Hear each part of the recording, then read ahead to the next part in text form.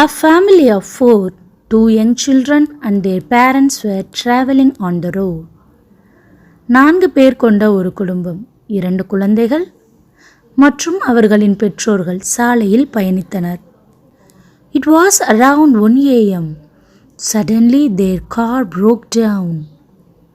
நள்ளிரவு 1 மணி இருக்கும். திடீரென அவர்களது car பழுதடைந்தது. The parents went out to look for help and left the radio on for the kids. அந்த பெற்றோர் உதவிக்கு யாரையாவது அழைக்கலாம் என்று குழந்தைகளை ரேடியோவை கேட்டுக்கொண்டிருக்கும்படி சொல்லிவிட்டு சென்றனர். No single entity was seen or heard in the deserted area. அந்த வெறிச்சோடிய பகுதியில் எந்த ஒரு பொருளையும் பார்க்கவோ கேட்கவோ முடியவில்லை.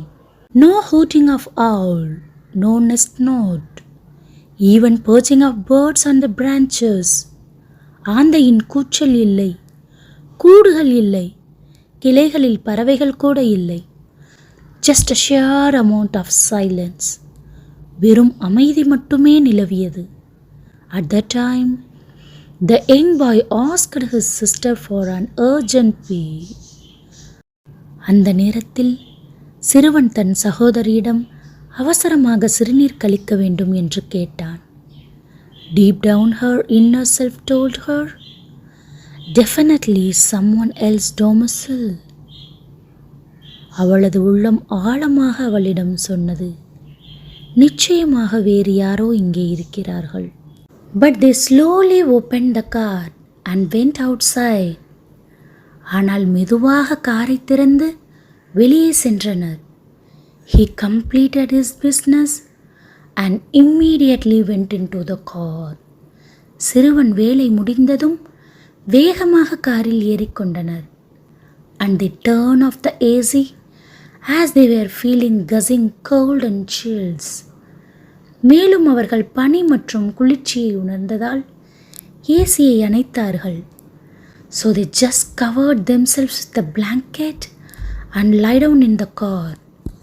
அதனால் அவர்கள் தங்களை ஒரு போர்வையால் மூடிக்கொண்டு காரில் படுத்துக்கொண்டனர். By nightfall increasing, the parents still had not returned. இரவு நேரம் அதிகரித்து கொண்டே இருக்கிறது. பெற்றோர் இன்னும் திரும்பவில்லை. Sat in the darkness, the children continued to listen to the radio. இருளில் அமர்ந்த குழந்தைகள் வானொலியை கேட்டுக்கொண்டே இருந்தனர். But suddenly the radio also stopped. ஆனால் திடீரென வானொலியும் நின்றுவிட்டது. Time passed and the children waited. Silence outside the car was absolutely until.